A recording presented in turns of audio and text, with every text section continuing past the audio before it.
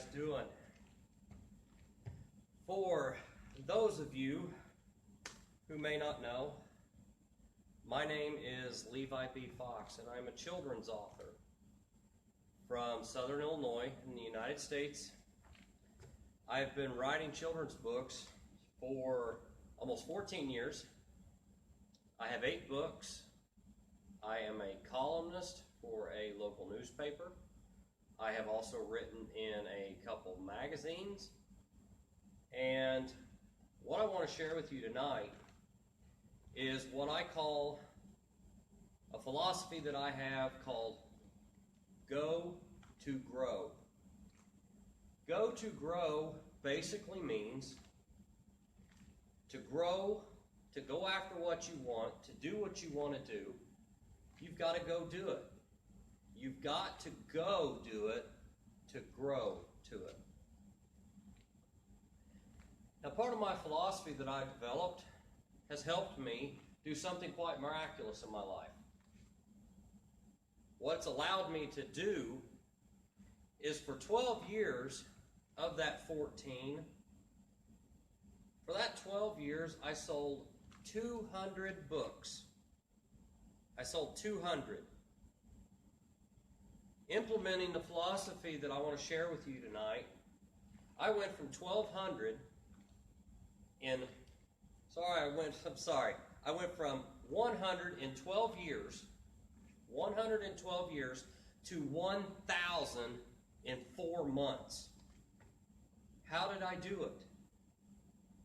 I completely changed how I was doing everything. And it's something I really want to share with you guys tonight. I want to share with you the aspects of Go to Grow. Now, Go to Grow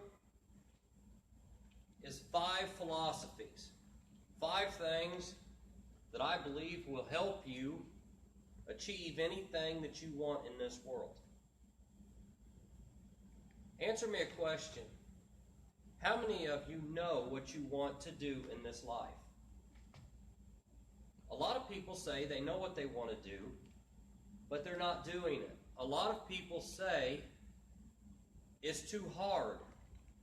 Or a lot of people say, I'm not good enough.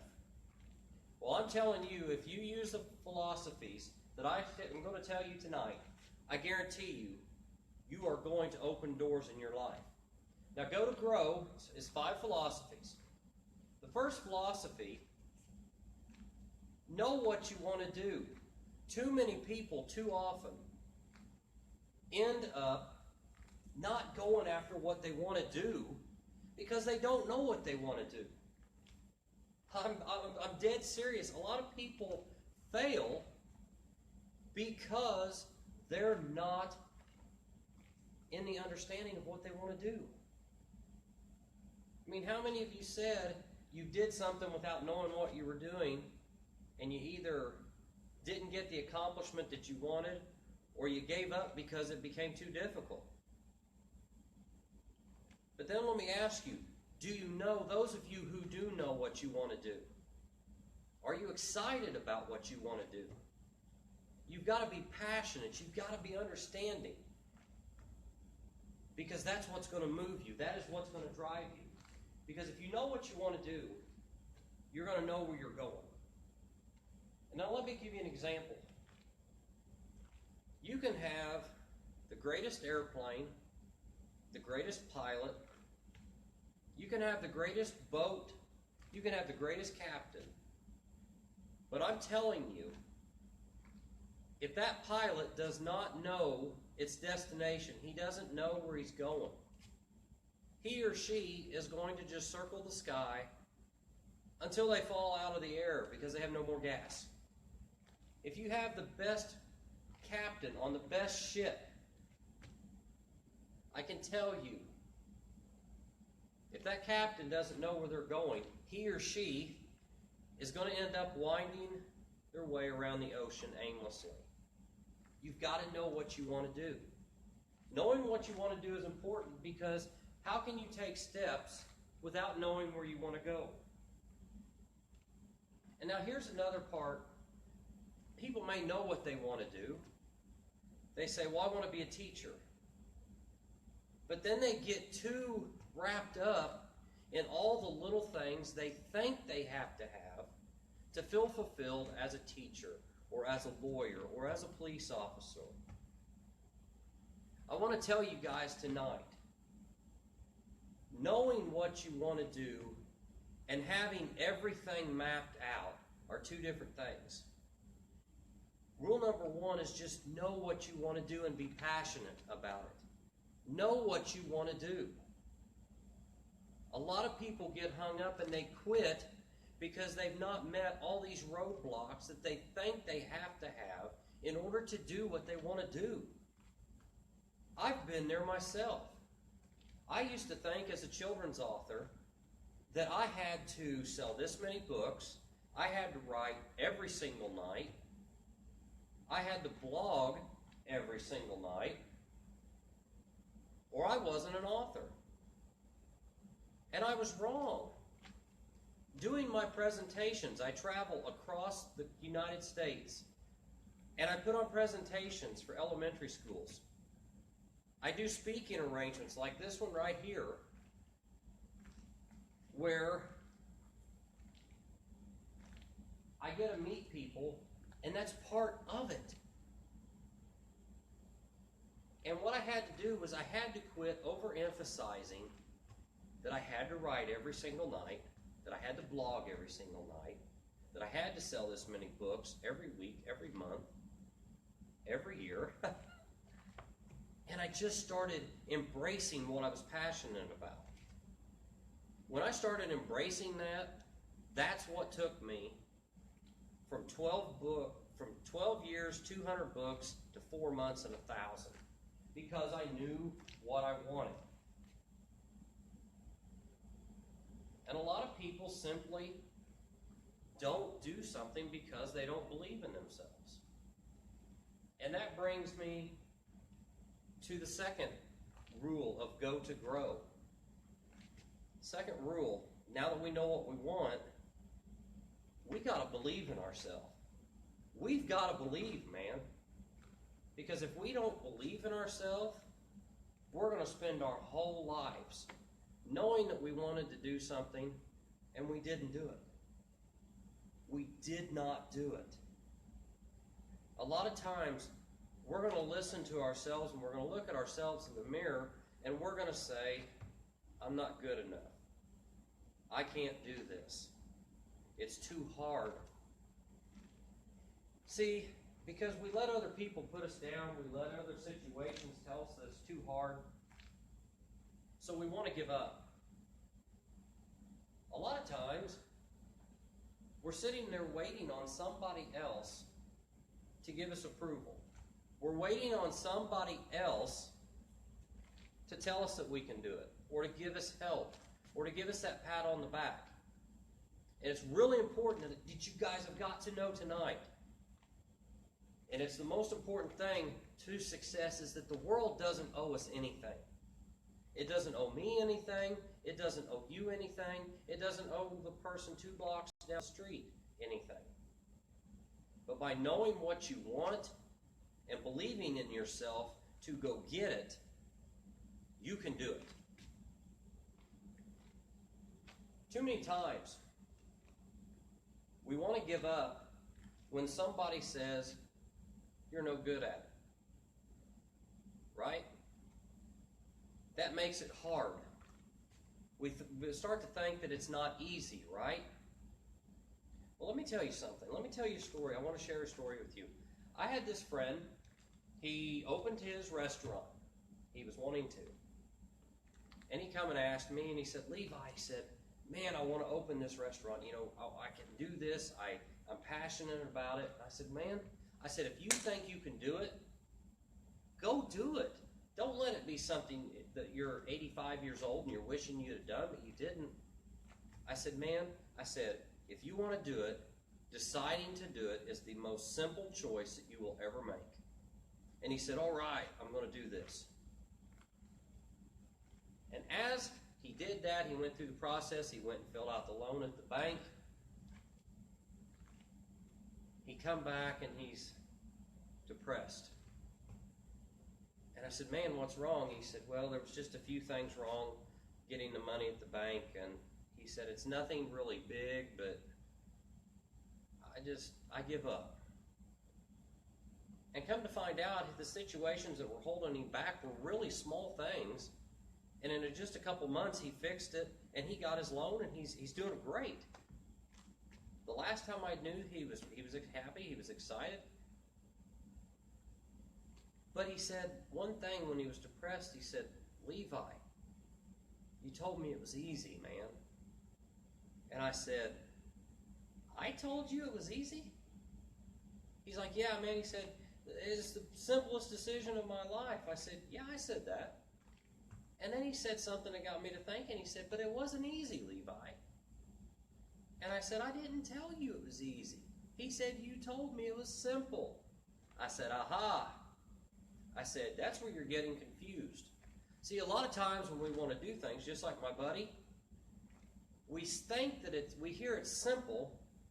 You hear all these entrepreneurs, you hear motivational speakers, you hear best-selling authors say simple, but we assume that means easy. See, simple means cut and dry. You make the decision, you make the promise to yourself, you're going to do it. That's simple, making that commitment to yourself. Easy is not cut and dry. Easy is where the work comes into it. And it's a lot of times that work is what is hard. That work is not easy. And that's when we give up. And when I told my buddy that, I said, man, I didn't ever mean to imply that you doing what you want to do is going to be easy, but you've got to do it. And it is going to be hard. But when you make that simple decision that you're going to do it, you have taken the first step towards your success. Now, our President of the United States, Donald Trump, had a saying through his campaign. And despite what side of the aisle you are on politically, this phrase resonated with me. He said, you must believe in yourself before the world will believe in you. And that's what I'm telling all of you guys tonight. You have to believe in yourself before the world will do anything towards believing in you. You want reward? Go out and earn that reward, and the world will give it to you. It's not a lie. You don't have to be someone special. It's not this grand, esoteric, extreme platform that only the super elite get to participate in. Everyone in here has the same potential. But we've got to do it. We've got to believe. And one thing that you've also got to do towards believing in yourself, there's a saying, you are the closest version of the 5 friends that you have around you. And I want to tell you, if you are in a circle of friends and you're racing each other and you're winning every race, it's time to find some new friends. Or it's at least time to find a new circle of friends that are going to push you. See, I had friends for a long time that were high school friends, people that I grew up with, and we just kind of stayed friends because we had just been friends for so long. We grew apart. We didn't really have any common interests anymore. We were going different paths in life. We were just kind of still there. Now, I have friends that are motivational speakers. I have friends that are entrepreneurs. I have friends who are best-selling authors. I have friends that are budding photographers, orthopedic surgeons, magicians. And I'm surrounding myself with these people, and I'm watching myself grow. I'm watching myself become a better person because the immediate circle of people that I am keeping around me has changed, and it's making me grow. It's making me believe in myself.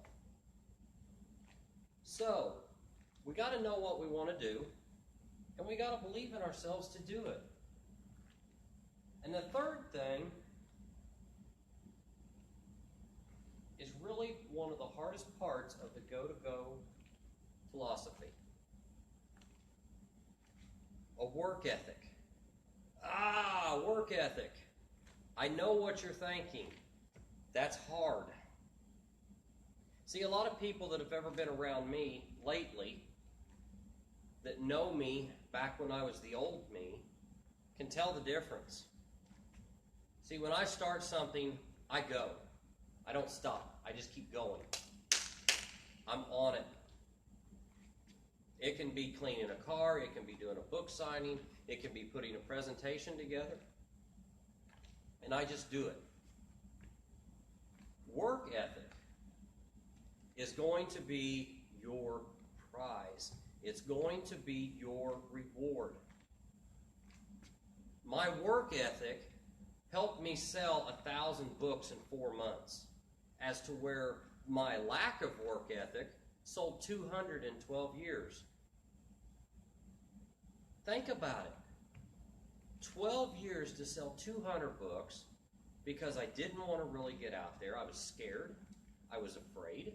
I was concerned about what other people would say to me. So I went out there and I changed my work ethic. This new circle of friends that I had, people were encouraging me, challenging me to face my fears.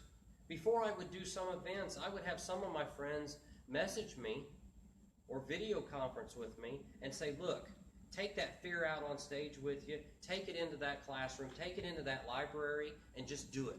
Take that fear with you, because the minute you start to do it, fear will take off running, because fear is scared of itself. Fear is afraid of success. So you cannot let fear keep you from having a positive work ethic. There's a saying out there that's been used by a lot of people, and it's one that resonates with me. And it says that if you go to work loving what you do, you will never work a day in your life.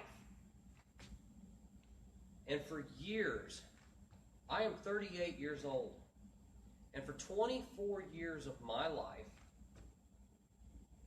I had no clue what I wanted to do. And then I figured out what I wanted to do. And I spent another 12 years, until I was 36, kind of doing it. I wasn't pushing myself. I wasn't growing. And in the last 2 years of my life, I've gotten divorced. I've gotten my credit back. I've sold more books in the last year than I have my whole life. I own a home. I changed my work ethic. I changed my circle of friends.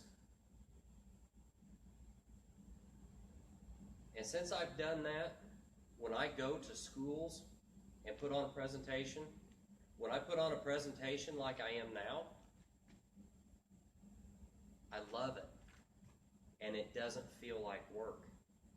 It doesn't feel like I'm forced to be here. Because as I look at all of you, I want to be here. I want to talk to you. I want you to know my story. I want you to know the philosophies that I use to change my life.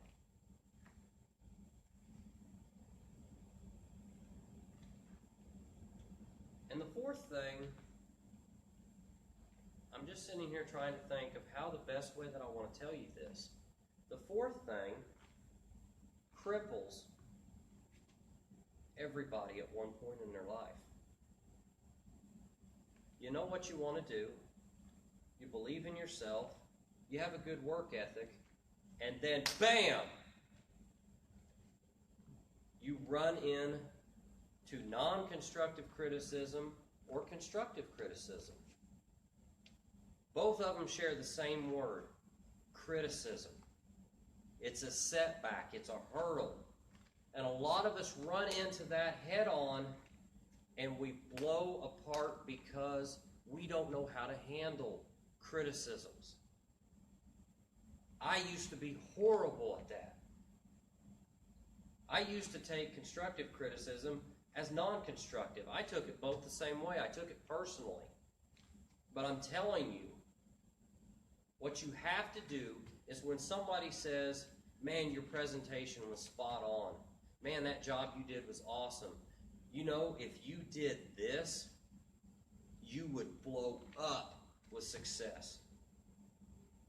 Now, these people aren't always trying to put you down. They're trying to say, hey, I'm looking outside of you, seeing what you're doing. And from being on the outside, I'm telling you that if you just did this, I know you'll blow up because you're already doing an awesome job. And all too often, we get upset at little critiques like this. We don't grow. See, to be successful, you've got to be willing to learn.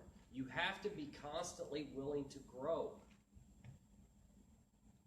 You have to be that nut that turns into the mighty oak tree. You have to be willing to grow. And part of that is learning to take constructive criticism. Now there's non-constructive criticism. The non-constructive criticism is worthless, except for one value that it has. You can learn to take that non-constructive criticism and use it, recycle it into motivation, into energy, into power to make you say, no, I can do this, I will do this, because I expect nothing less of myself. And that's what I started doing. I started listening to other authors give me advice. I started listening to my new friends that I've had in the last couple of years who have topped the Amazon charts, who tour across the country, who have started saying, take the fear with you, take it out on stage and watch it run when you start opening up. That's what sold 1,000 books in 4 months after I couldn't sell 200 in 12 years. Because I started learning to take constructive criticism. And if you want to talk about constructive criticism, I'm going to tell you about two people. One, I guarantee everybody in this room is going to know. Two, someone you may not know. Those of you who have been athletes, you probably will know him. The first person is Thomas Edison. Thomas Edison, as we all know, created the light bulb. What shines over my head right now. But did you know that Thomas Edison failed 1,000 times to create the light bulb? He was ridiculed. He was laughed at. He was told he would never do it. He couldn't do it. It was impossible. Candles were meant to light the way, not this thing he was calling electricity. But after that, the 1,001 time, I think you know what happened because it's on above us right now. Thomas Edison is here tonight through his invention. He didn't let setbacks stop him. He kept right on going. Now, those of you who are athletes, you may know the second person I'm going to mention. It's a gentleman by the name of Roger Bannister. Now, Roger Bannister was a well-known track star, a well-known athlete back in the late 40s and 50s. Now, at that time, in Roger's career, Roger had this goal of breaking the 4-minute mile.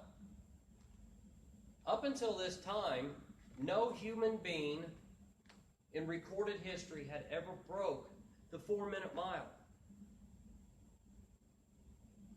Roger Bannister was determined to do it, and he made several failed attempts. And as he was doing it, just like Thomas Edison, people would say, Roger, you can't do that, man. You can't do this. Roger Bannister kept practicing. He kept conditioning.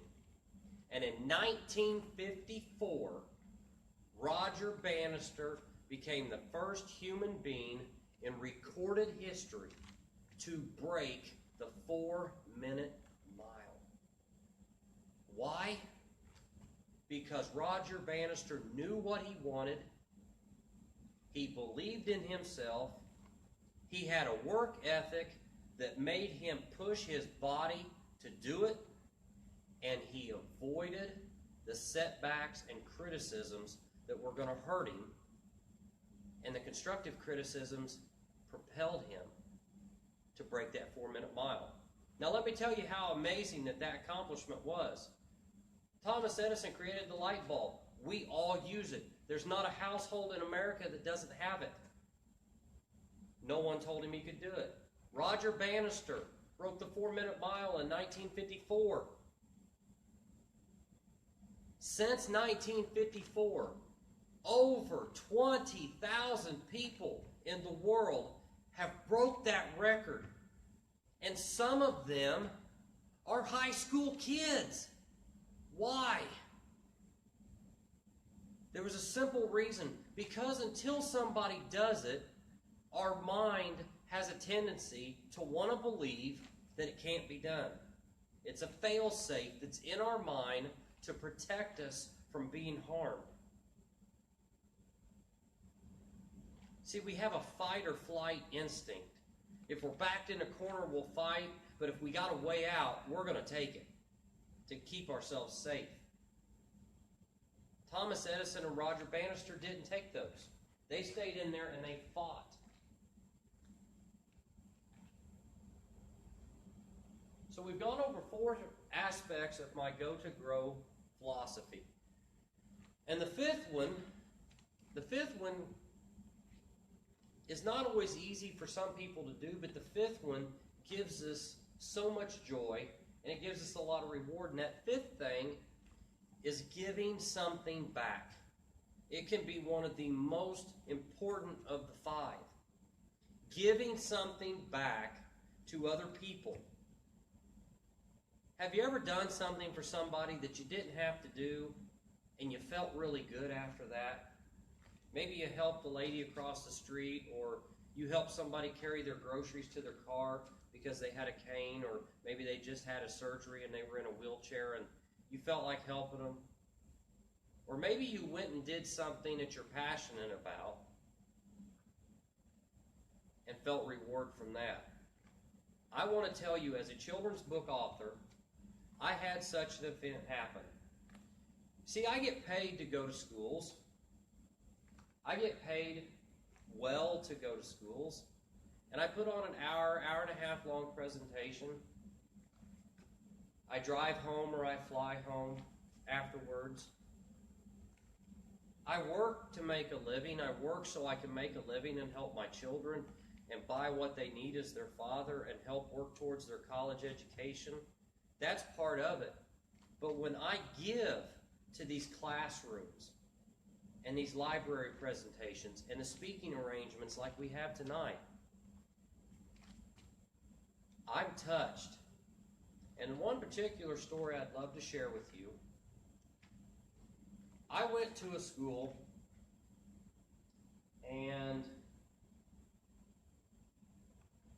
I'm going to get emotional. When I went to that school, one of these classes had a young girl. I spoke to several second grade classes that night. And in this one particular class, there was a young girl, and I'm just going to call her Nora. Now, Nora was an at-risk child. And in the education world, what an at-risk child is someone who is at the point of being taken out of their home because it's a bad situation. Nora didn't do a lot in class. She didn't socialize a lot in class. And I kind of started noticing this before I even met Nora and knew who Nora really was. I noticed that in my presentation, Nora didn't want to participate as much. And one time she raised her hand and I called on her. And I looked at her and I said, "That is the best answer I've ever had, Nora. That's awesome, thank you." And she smiled. And so the next time I asked a question, I called on her without her even raising her hand. And she answered my question, and I'm like, "Oh, right, Nora, good answer." She lit up again. And through my presentation, I got Nora more involved in my presentation. And it just so happens, when my presentation was over, Nora was the one who come up to me and she said, "Mr. Fox, can I take you down to the library?" And see, I had books down there in the library that the school had bought, and I was going to be signing books for the kids. And I remember looking up, and I looked at Nora's teacher, and she was almost as white as a ghost with a really funny look on her face. And she looked at the teacher, and she said, "Can I take Mr. Fox to the library?" And the teacher's like, "Oh, yes, Nora, go right ahead." Nora held my hand. I'm going to get emotional. Nora held my hand all the way down there. And she talked about how much she loved my presentation and how happy she was that she was getting a book. And Nora waited until I was in that library, and Nora would not leave until that door shut behind me. I watched her skip up the hallway and head back to her class.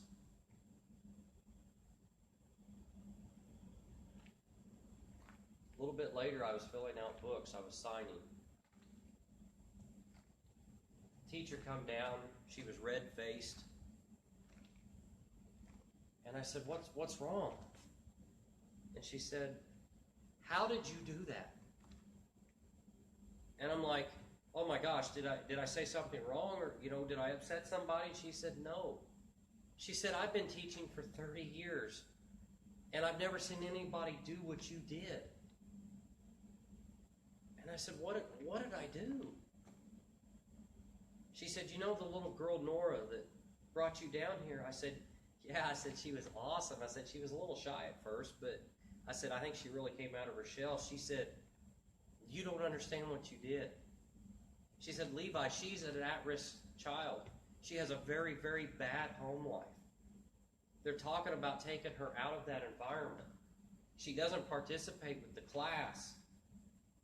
She said, "Levi, I can't believe she wanted to bring you down here. She came back from that walk with you. She's in there talking to her class now. She's laughing and giggling because of your presentation, and she's talking with the other kids about how much fun she had." She said, "Thank you for doing that, Levi. Thank you for being here." She said, "You're coming back here next year and speaking to our next group of kids." I almost teared up myself because I was fighting them back. To know that this girl that was skipping up the hallway, before I got there, felt she had no reason to be happy. Rule number 5 in the Go to Grow philosophy: give something back. If you give something back, you will succeed. Horace Mann, a well-known historical educator, had a phrase, and Horace Mann said, "We should be ashamed to die unless we have given something back to humanity." And Jim Rohn, a famous motivational speaker of modern time, said, "You give the world what it wants, and it will give you everything you want." Give something back. So in the Go to Grow, if you want to succeed, 5 easy steps. See what I did? I got some of your attention by saying easy, didn't I? 5 challenging but rewarding steps. Because it's not easy. first one may be simple, to know what you want and make the commitment. But it gets harder to believe in yourself. It gets harder to have that work ethic. It's harder to have to fight through that criticism and those setbacks. It's hard to give sometimes when you don't feel like it. But if you use those 5 philosophies and you use them 100%, you will find success. You will open doors, and I cannot tell you how hard it was for me to begin doing this. But when I started doing it, I can't tell you, doors started opening. I started meeting people that I used to be afraid to meet. Some of my very best friends now, I'll travel across this country just to watch them speak because I want them to know that they matter to me. You see, some of you out here right now are probably saying, but it's too hard. It's too difficult. I've got bills. I'm going through a bad divorce. I just lost a parent. I just lost my job. Let me tell you a little more about myself while you're thinking that. I want to tell you what I've done. I travel across the country putting on presentations at elementary schools across the country. I travel to junior highs and I travel to high schools, talking just like I am right now to motivate young children and teenagers. I own 3 homes, have a nice living that I've worked hard for. I inspire my children, and I get rewarded by reaching Amazon's top 100 with the book that I'm very proud of. I've had positive reviews from Kirkus Review. I've had positive reviews from entrepreneurs about my writing who've said their kids love the book. It sounds like I'm on a roller coaster to overnight success, doesn't it? Let me tell you, there is no such thing as an overnight success. I wish I could tell you there was, but there is no overnight success. I began writing in 2003. It was not until 2016 that people could even remember my name. It was not until 2017 that I peaked into the top 100 of Amazon. It was not until the end of 2016 that I actually started going and putting on presentations at elementary schools. All that time since 2003, I did nothing. I didn't believe in myself.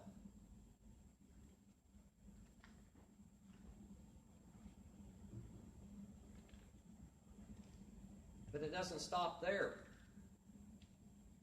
When I was a freshman in high school, my grandmother, that I loved more than anything, died on my birthday.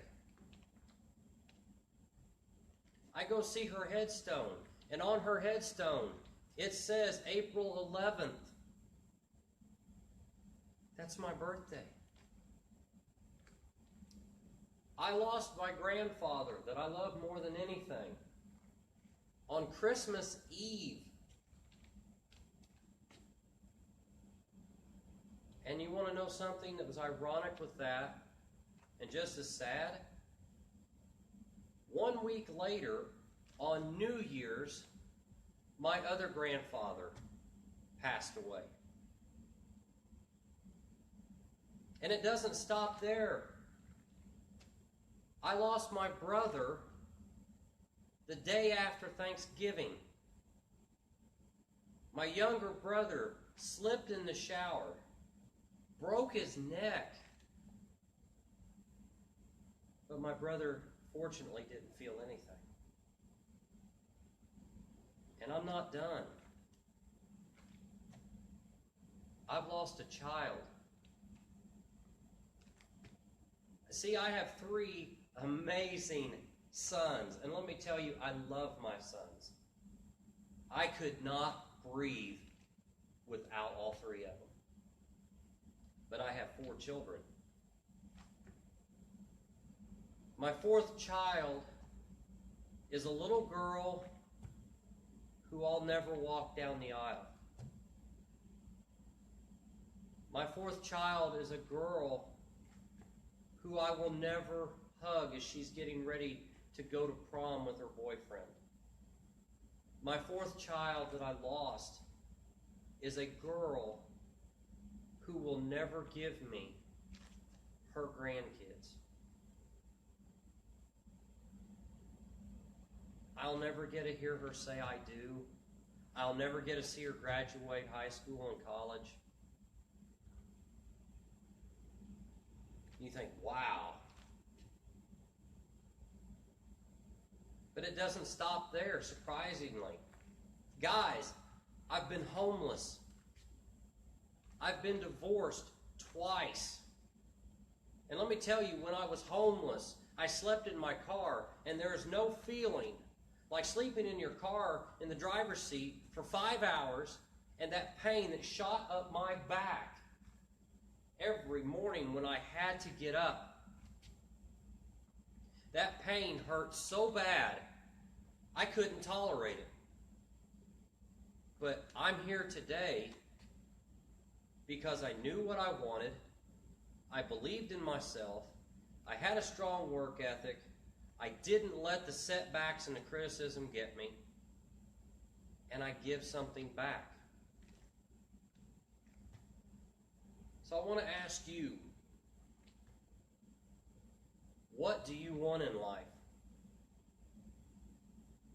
Some of you right now are probably saying, there's no way I could be up here on this stage talking. Let me tell you, 5 years ago, I was one of you saying, I can't be on this stage. There's no way I can do it. But here I am. Why? Coming out here on this stage tonight, I'm going to be honest. The butterflies were in my stomach, but I don't fear the butterflies anymore. When I start to feel those butterflies, I get pumped. I'm ready to go because I know I'm about ready to go to that next level. I know I'm just about ready to succeed, and I'm about ready to impact someone's life. Why am I doing it? I have 3 children who are looking at their dad and saying, that's how you get it done. When I've gone to my kids' school and put on presentations, my kids beam because their dad was there for them. I recently went to a TED Talk convention in Hillard, Ohio, where my friend Dr. Coit Cooper was presenting. That was Coit's very first TED Talk. I wanted to be there to support my friend, but I took my son with me. I took my 14-year-old son, Lyndon, with me. We drove out to Ohio. And when we got done, Lyndon had met Coit. We went through the TED Talk, and I said, Lyndon, what did you think? And he said, Dad, we got to do this again. That's why I do this. That's why I love the butterflies, because when my son got to experience the world that I am in, my son was charged up. He was energetic. And as he's going into freshman year of high school, he's ready to take it on because he's at a level as a freshman that I wasn't nowhere near.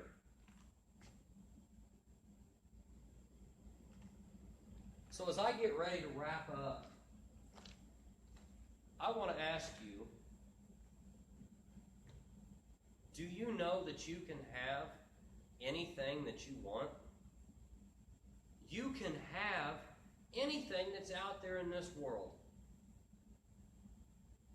Now, I can tell you right now, I'm not there yet to everything that I want, but I can tell you I'm a far, far cry from where I was. And if you looked back on my life where it was, you wouldn't believe that I was the same person. You are all capable of doing anything, but I want to tell you something. Arnold Schwarzenegger, one of the greatest bodybuilders, actors, and politicians that we ever had, has a saying, and I want to share that with you.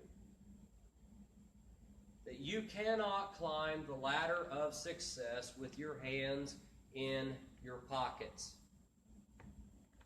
Too many of us want to try to reach success, but we don't want to hold on. I'm encouraging you to hold on. Because as the great fictional character that Sylvester Stallone brought to life, Rocky Balboa, said, the world is not all sunshine and rainbows. It is a mean place, and it will keep us down if we let it. But I'm challenging you that if you know what you're worth, go out and get what you're worth. But you've got to know what you want. You've got to believe in yourself. You've got to have the work ethic that'll push you through the hard times. You've got to ignore the non-constructive criticism. Take the constructive criticism for the value that it is, and you've got to give something back.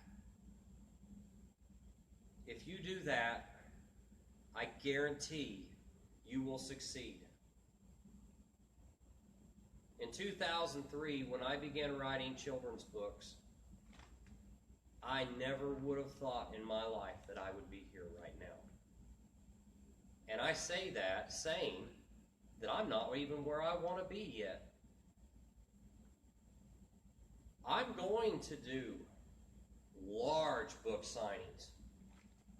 I will fly overseas to places like London and do book signings. Those are bigger goals than I ever had when I started writing. My third book is a book called Barney and Lexi Lost in Lawrenceville. And there's times that if you looked on Amazon, you'd see that it's not ranked very high. But there's times you would look and it's in the top 100. That's my challenge to you. Take your book, your CD, your poem, your college degree, your idea for starting a business, and grow. But if you want to grow, you have to go.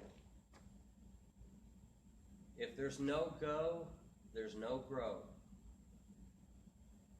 So as a wrap up, I just want to encourage you. Wake up every day and treat it as if it's your last. Because there is nothing guaranteed in our world.